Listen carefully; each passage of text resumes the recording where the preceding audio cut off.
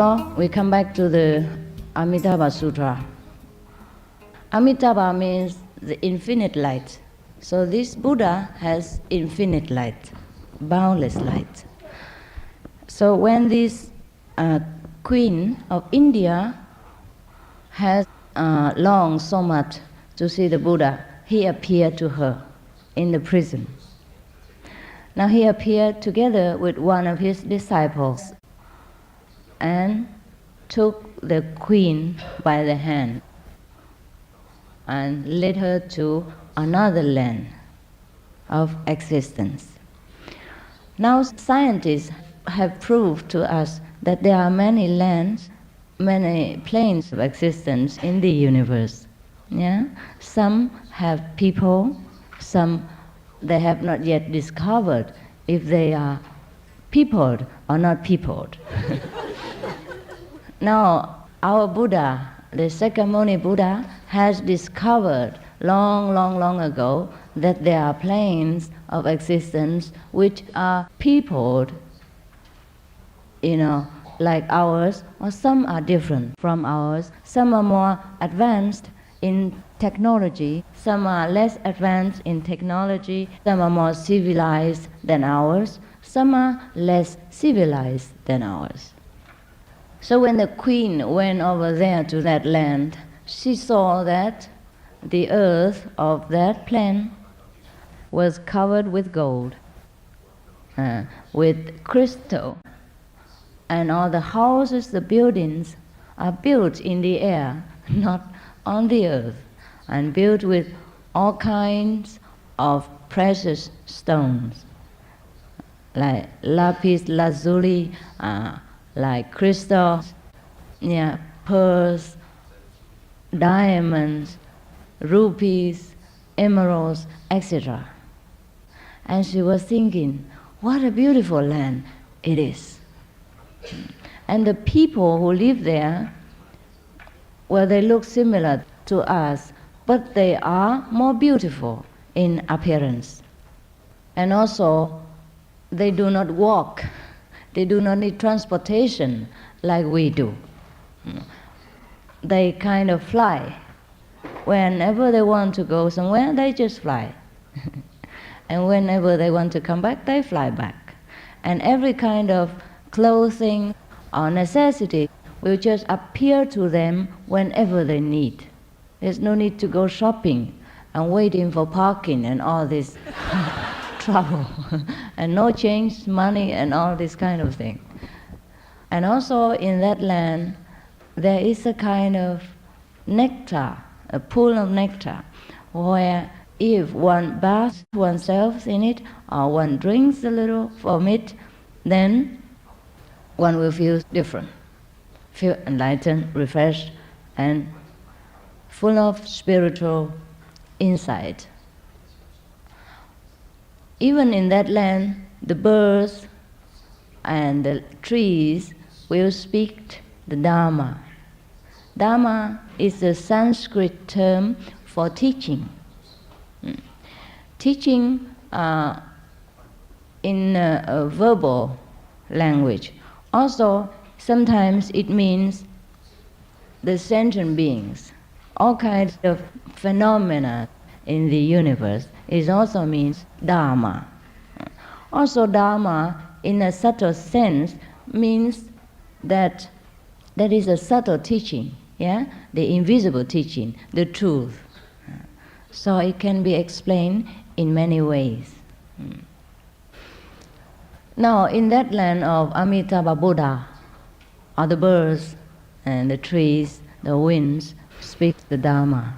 And when people listen to this so-called Dharma, they will have more faith in the Supreme, more faith in the Buddhas, in the practitioners, the assembly of the saints, and in the teaching of the saints.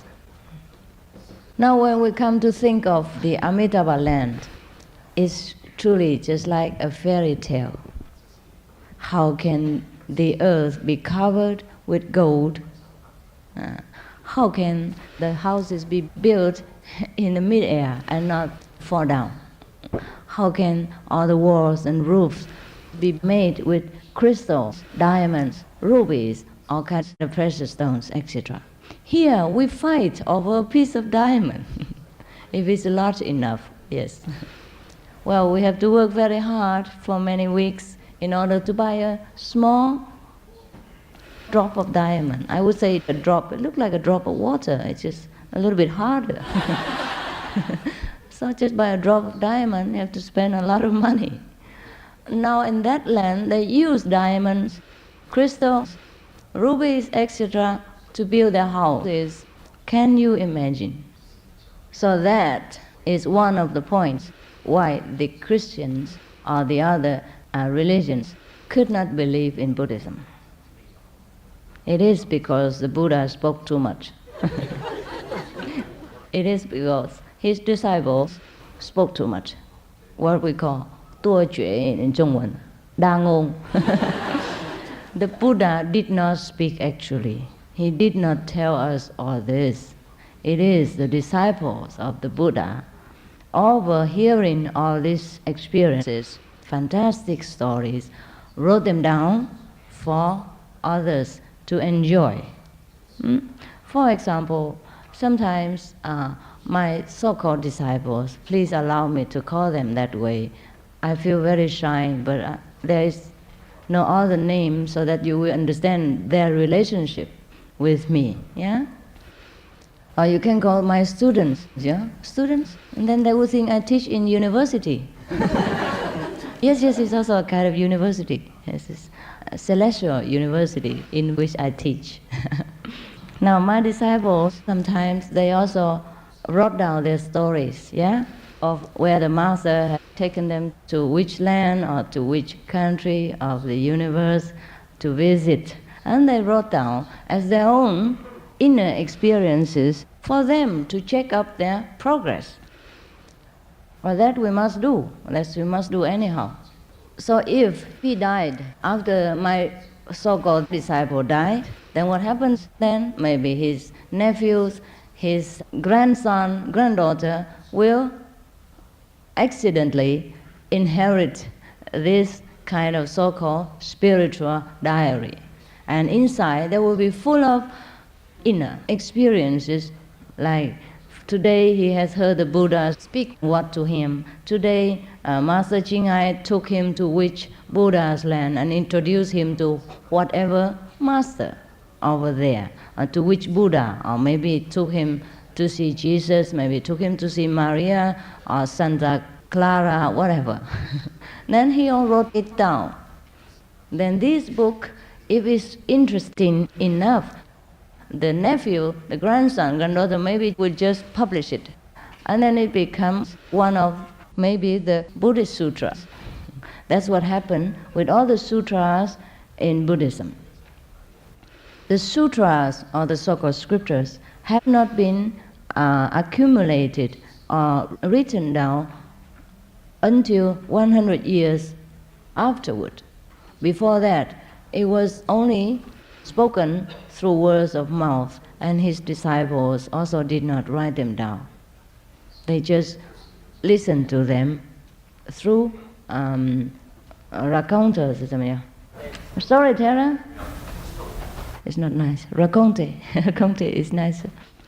So you see, that's why the Buddhist scriptures are so vast and so rich in numbers, because all their disciples' stories, there are so many. Because Buddha lived to the very old age of 80. And so his disciples are many, and the stories, no doubt, many. And also in India, at that time,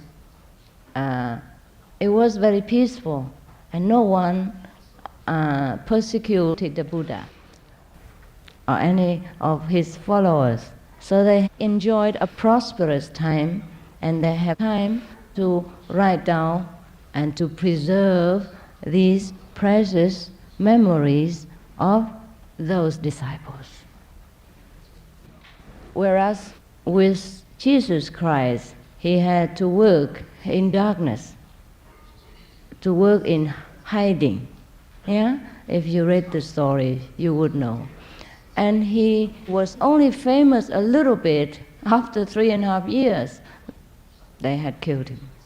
So afterward, all the disciples had to separate in different directions and were also working under cover, not very open.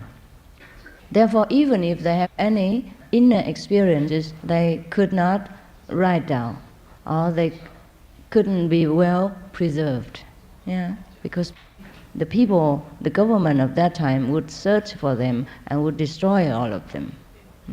So we have just noticed the Amitabha land, it looks like a fairy tale story. So many people will think, well, that is some imagination, hallucination, or maybe illusion. So according to some Christian believers, Buddhism is a kind of imagination, hallucination or something. No. I tell you the truth.